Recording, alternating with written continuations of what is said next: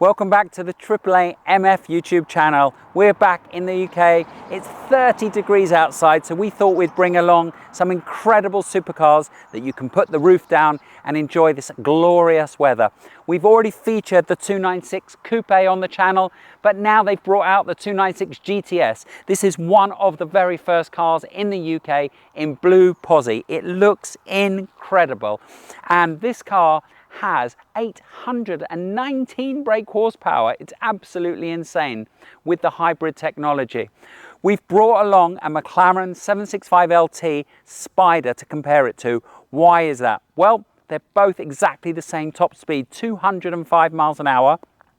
The McLaren actually does 0 to 100 kilometers an hour in 2.8 and beats the Ferrari by 0.1 of a second. On the second-hand market, you can get these for £350,000, which is the price of a new Ferrari. So they compare on speed, they compare on acceleration, and they actually compare on price. This one is fully spec'd, and it comes in over £400,000, and it looks absolutely beautiful with all the carbon everywhere. But the real question is this: which one would you choose, and which one is going to be more fun? The hybrid technology in the Ferrari, or the V8, not naturally aspirated, the V8 twin turbo in the McLaren? Let's find out.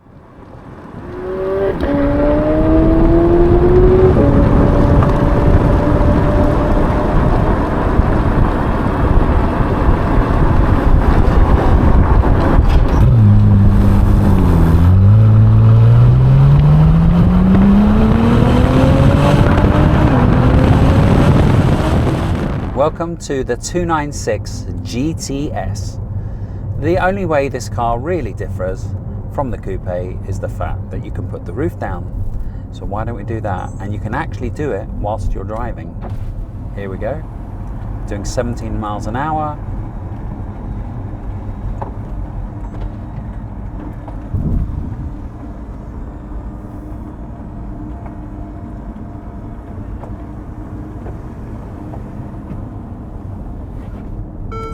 And we have the roof down, and we're going to turn it into an animal. So we already featured the 296 Coupe. The one thing that surprised me about that car was the noise. I didn't expect a V6 hybrid engine to sound that good. It's a real testament to Ferrari that they've managed to make the car sound so throaty, racy. It just doesn't sound like a hybrid engine. When the McLaren turned up today though, you could hear the difference. That V8 is pretty loud in the McLaren. So the 296 was a better car than the SF90 when we did the comparison between the two. It wasn't night and day because the SF90 is a fantastic car. It's got four-wheel drive, which makes it feel safer and more predictable, and it has more power, which is pretty exciting. However, I didn't think that it commanded the premium of £100,000 over the 296. The 296 is a really fun car, rear wheel drive. The V6 engine sounds fantastic, and it's got 819 brake horsepower. You don't need 1,000 brake horsepower in a road car, let's face it. So the 296 should just be more fun because you can put the roof down. And I don't notice any difference between this and the Coupe in terms of the composure of the car at all over bumps, round twisty roads. The handling on this is so sharp. It's fantastic. It really is. I can't fault this car. I think it looks phenomenal. I think it sounds great. The acceleration is mind-blowing. It goes into electric mode. So when I left this morning from London at 6 o'clock, I put it into electric mode. No one could hear the car. which is fantastic. And then it switches between petrol and electric when you want it to. It really is a fantastic car. I am interested to see what happens to used car values though over the next year or two, because I have no idea what this is going to do on the used car market. The coupe is already dropping a little bit, and you can get a coupe now for around 260, 270. So they've come off. So will the Spider follow? I don't know. I guess it just comes down to how many they produce. Since Ferrari went public, they have pumped out a lot more cars, and I think that's going to affect used car values. But in every other respect, this car is monumental in the way that they've just managed to put everything together. It's still fun, yet it's hybrid. It still sounds good, yet it's hybrid. It's a great, great car. Now, if you're looking to spend £350,000 on a supercar that you want to be able to put the roof down, how many options do you really have? Lamborghini have the Huracan platform, so you could buy a used Performante. They haven't brought out a hybrid model yet. They are going to bring out hybrid models, I believe, in 2024, 2025. McLaren have brought out the Artura, but a lot of people say that's not comparable to the Ferrari, and they haven't brought out a Spider version yet.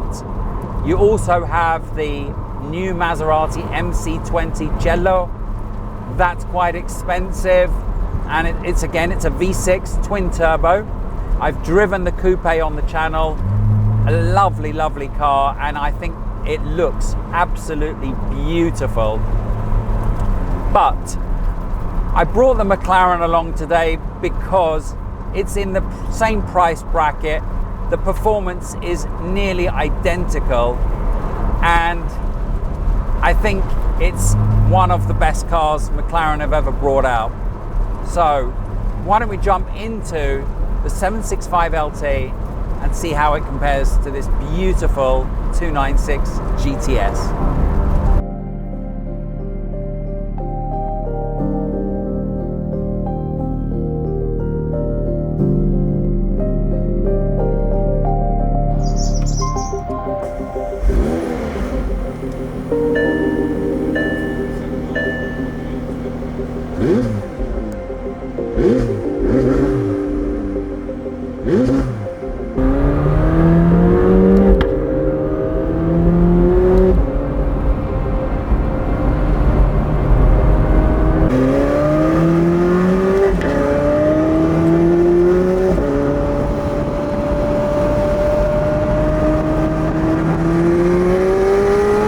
Welcome to the McLaren 765 LT Spider.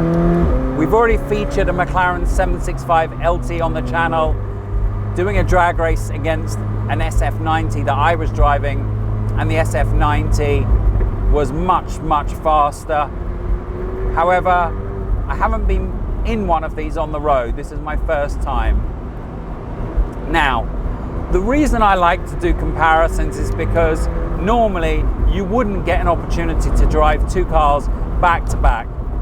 If you want to buy a Ferrari, number one, you have to put your name down probably 6 to 12 months in advance and hope that the car is fun and what you wanted when it turns up. If you're buying second hand, you can't turn up to a dealer in a 765 LT Spider unless you've got one. So these reviews are for people that are considering both cars. Now, I said that they're both very similar in terms of performance. However, this one really delivers it in a very different way. Whoa! I mean, This feels faster than the Ferrari, even though we know that they're very similar. And this has less power than the Ferrari. But when you jump into this, it's so exciting. We're in comfort mode for the suspension and sport mode for the powertrain.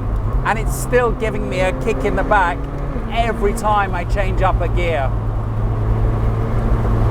That huge rear spoiler helps with braking, but when you put your foot down on the brake, it goes up and you can't see anything behind you.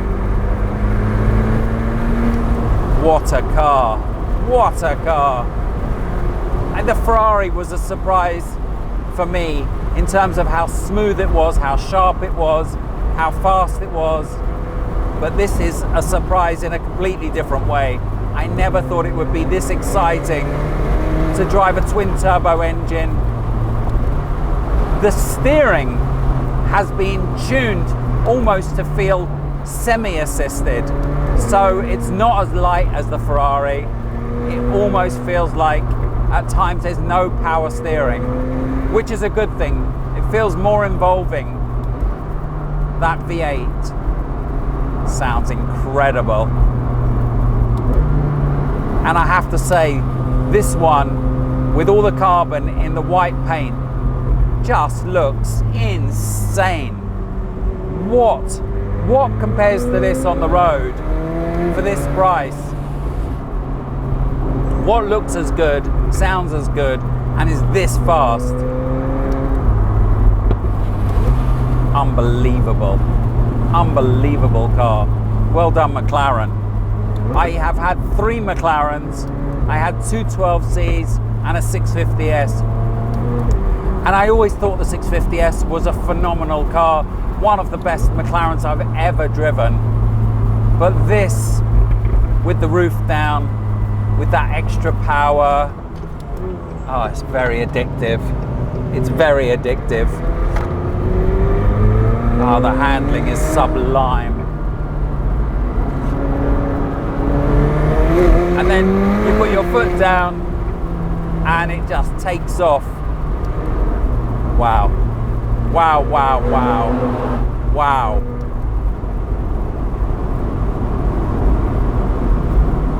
Who would have thought?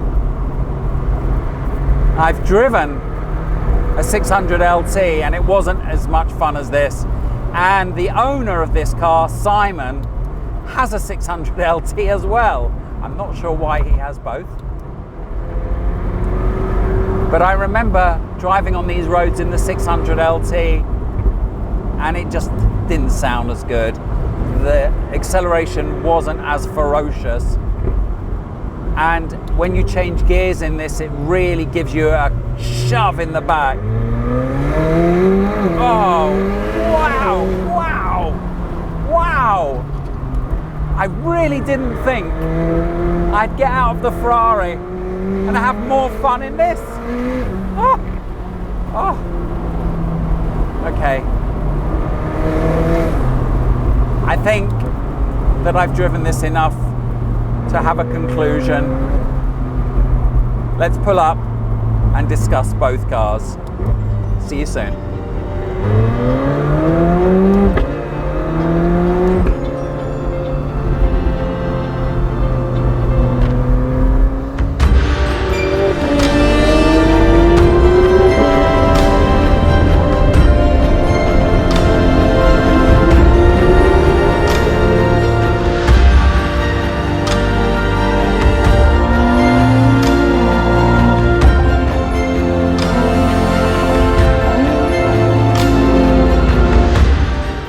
Before I give my final thoughts on these two beautiful cars, if you are looking to buy a new car, head over to the Magnitude website. The link is below. I've used them on a number of occasions and I'm really happy with them. Now, this Ferrari is absolutely amazing. What they have done with the hybrid technology is absolutely incredible. They've made the car feel fast. They've made it feel exciting. It's smooth. It's easy to drive. And, you know, it looks incredible. There's no doubting that. But the biggest surprise today, was the McLaren 765 LT Spider. The way that this delivers the power is so much more exciting and visceral over the Ferrari. It kicks you in the back every time you accelerate. The noise from the V8 pops and bangs, and it just sounds amazing as well. I have driven a lot of McLarens. I've owned 3 McLarens. I've driven a Senna, I've driven a P1. This is the most exciting one I've driven yet. It looks incredible as well. It looks a lot more aggressive than the Ferrari. Now, when I brought these 2 cars together, I thought the disadvantage would be with the McLaren because it's a petrol engine and this has more brake horsepower and it's going to accelerate faster. But I was wrong. This is much more exciting to drive. Much more exciting to drive. I was going around the twisty roads and accelerating hard with the roof down. I can't think of a car that beats this for the summer. Wow, what a car. There are some downsides though. Because the steering is more involving and because there's less power assistance when you're driving this car, it's heavier and you wouldn't want to use it all the time. The Ferrari you could use every day easily, and because it's got the hybrid technology, you can start it up in the morning in electric mode, drive out of where you live, no one's going to hear you. That's a massive advantage, especially with the fact that it recharges when you're driving, so you've always got that electric power to hand when you want it. The McLaren comes in at £426,000 because it has so many options, carbon everywhere. So it is a little bit more expensive, but on the second-hand market, if you were looking to buy one of these, you could buy this for $350 and brand new, this is $350. So they do compare on price, they do compare on acceleration and top speed, but they don't compare in terms of their driving. So my final thoughts, if you want something that you can use for the weekend, this is one of the best cars I've ever driven. Unbelievable, so intoxicating, so loud, so exciting, but you wouldn't want to use this every day. However, if you want a car that you can put the roof down every single day and use all year round, the 296 GTS is a fantastic proposition. Thank you for watching. I want to thank the owners of both of these cars for lending me them for the day. I've had a lot of fun in them. We've got a lot more content coming up soon, including a very special drag race. So make sure that you subscribe to the channel, and if you haven't already, share with your friends. We'll see you soon.